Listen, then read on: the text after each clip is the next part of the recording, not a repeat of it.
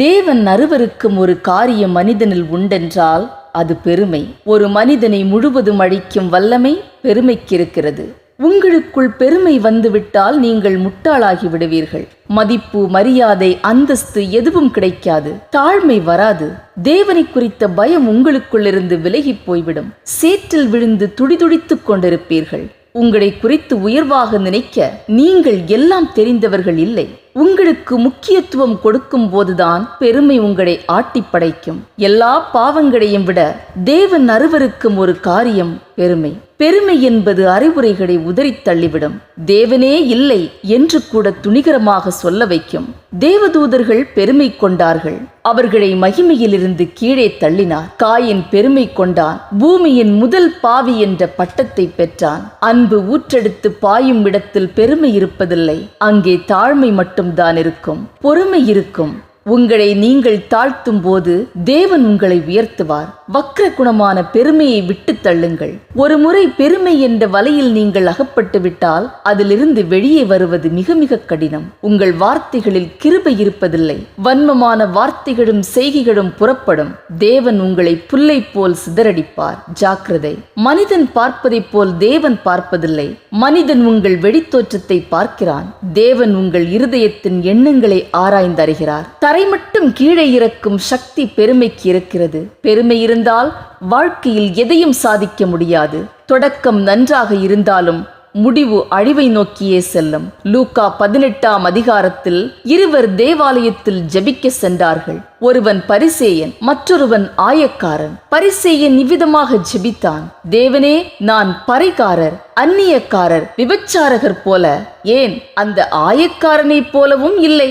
அதனால் உமக்கு நன்றி செலுத்துகிறேன். வாரத்தில் 2 முறை உபவாசம் இருக்கிறேன். தசமபாகம் தவறாமல் செலுத்துகிறேன். இதுதான் அவன் ஜெபம். ஆயக்காரன் தூரத்திலே நின்றான்.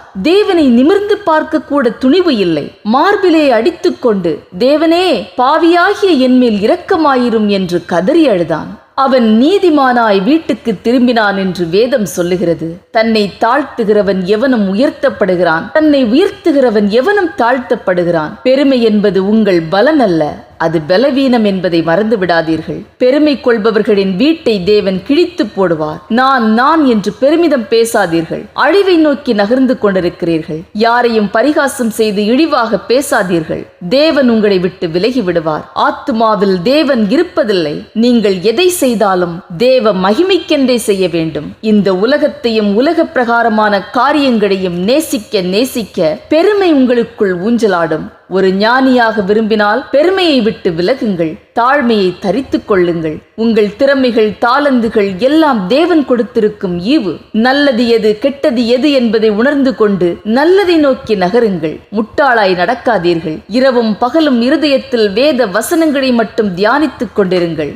தேவனை மட்டும் முழு இருதயத்தோடு நேசியுங்கள். கானாவூர் கல்யாண வீட்டில் திராட்சரசம் காலியான போது சீடர்கள் மரியாளிடம் சென்று சொன்னார்கள். மரியாள் இயேசுவிடம் வந்தாள். எனது நேரம் இன்னும் வரவில்லை என்று இயேசு சொன்னாலும் தாழ்மையை தரித்தவராய் அங்கே மரியாளின் பேச்சுக்கு கட்டுப்பட்டு தண்ணீரை ரசமாக மாற்றினார். தேவனின் கட்டளைகளை கைக்கொள்ள வேண்டும். இல்லை என்றால் பெருமை வந்துவிடும். ஆசீர்வாதங்கள் பலுகி பெருகும் போது பெருமை கொள்ளாதீர்கள். அது தேவனால் வந்த காரியம். தேவ தயவை பெற்றுக்கொள்ள வேண்டுமென்றால் பெருமை இருக்கவே கூடாது. பாவிகளை நியாயம் தீர்க்க தேவன் இருக்கிறார். நீங்கள் ஏன் குறை கூறுகிறீர்கள்? இதுதான் பெருமைக்கு உரம் போடும். தேவ சித்தத்தை மட்டும் நினைவில் வைத்துக் கொள்ளுங்கள். இந்த உலகில் நீங்கள் பார்க்கும் அத்தனையும் ஒரு நாள் அழிந்து போய்விடும். கழுத்தை நெரித்து நடக்க நீங்கள் ஒன்றும் தேவனை விட பெரியவர்கள் இல்லை. தேவ சாயலில் படைக்கப்பட்ட நாம் தேவனை பிரதிபலிக்க வேண்டும். இந்த உலகில் யாரும் நீதிமான் இல்லை. உட்கார்ந்து உங்கள் இருதயத்தை தியானித்து பாருங்கள். நீங்கள் யார் என்பது உங்களுக்கு தெரியும். ஆட்டுத்தோல் பொருத்திய புலியைப் போலவும் வெள்ளையடிக்கப்பட்ட கல்லறைகளைப் போலவும் பூவுலக மனிதர்கள் முன்னால் வாழ்ந்து விடலாம். ஆனால் தேவனுக்கு முன்பாக அது சாத்தியமில்லை. தேவன் முழுமையாக அருவருக்கும் ஒரு காரியம்தான் பெருமை. பெருமையை உதறித் தள்ளிவிட்டு தாழ்மையை தரித்துக் கொள்ளுங்கள். தேவன் உங்களை ஆசீர்வதிப்பார். ஆமென்.